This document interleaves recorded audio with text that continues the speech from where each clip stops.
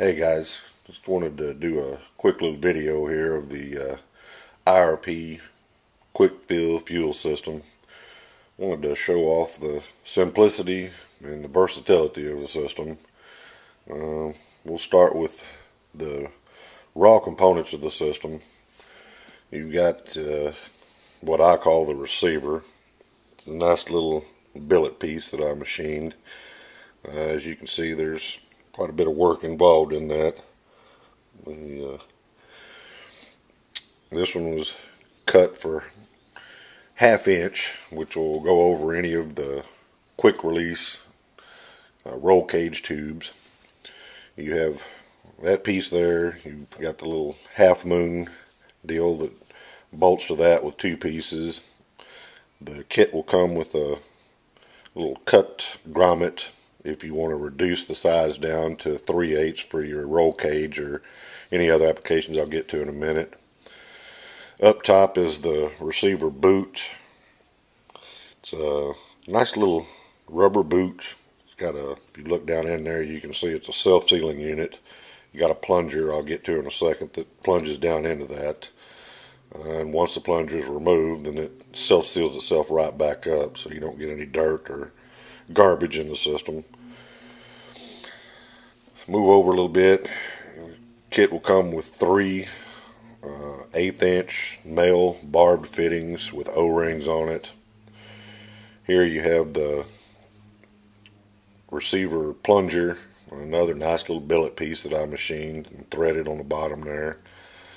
Comes with a little cap if you want to put on top of it to seal that up for if you're at the track or away from your pits. You got 2 little cone rubber, brass and rubber seal deals, and obviously the bolt that goes into the bottom of that with a hole drilled through it. What that ends up being is this when it's all assembled. And as you can see, pretty straightforward. Again, more time in machine work than anything. This little piece here, you can pretty much mount it anywhere you want. You can mount it here, you put it at an angle there. I've seen guys remove the half moon deal off of there and mount it here. Mount it further down. There's another bolt down there. I've seen it mounted over here. I've seen it, I got windows on mine. I've seen it mounted here. And I've seen it, even mounted up on the front shock uprights. Stock bumpers on some of the EDMs and late models. I've seen it mounted back here. Pretty much anywhere you can dream up to put it, you can put it. On the fill part of it, you've got, this is an early version of it. I don't sell these small tops anymore. I've gone to a bigger mouth bottle. It makes it a little easier on me, but this is one of the very first ones. But you get an idea. You've got your plunger. You've got one of the deals there. Another one on the bottom with the bolt hole in it. That pretty much tells the story. Sits on top of the bottle, screw it down on there, put your fuel in there, and plunge it into the fueler. The 3 barbed fittings that come with it, I personally did it where I've got, obviously you've got 1 in the receiver, so it leaves you 2. Now, some guys do not want to drill holes in their tanks, and I understand that.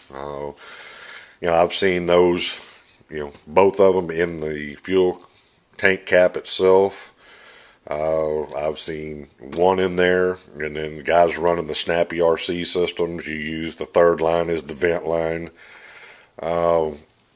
I've even seen guys use none of these. They've actually taken the receiver, mounted it up, run the fuel lines into a Y connector going into the return line, and then using a 3rd line off of it as a vent line, or drilling 1 hole in it and using a 3rd line as a vent line, or no vent line at all. It's not really necessary to put the vent line on there as long as your cap is vented. The like I say, the versatility of it is endless. Like I say, the simplicities, about as simple as it gets.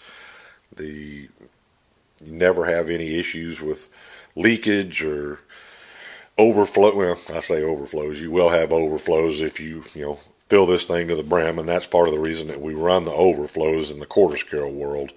When you're coming in for pit stops, those races they're lapped events, not timed events, and you've got multiple pit stops that are involved in that, and you run your little return line off of it and run it away from the car. And when those guys come in and you're hitting that thing full of fuel, then when the fuel's running out of the overflow, obviously it's full. But other than that, I think that about covers it. The kit comes with everything you see here. Obviously with the bottle, everything's pre-assembled. It comes with 2 feet of fuel line. I've got that cover on this particular one here. It does come with 2 feet of Tygon fuel line.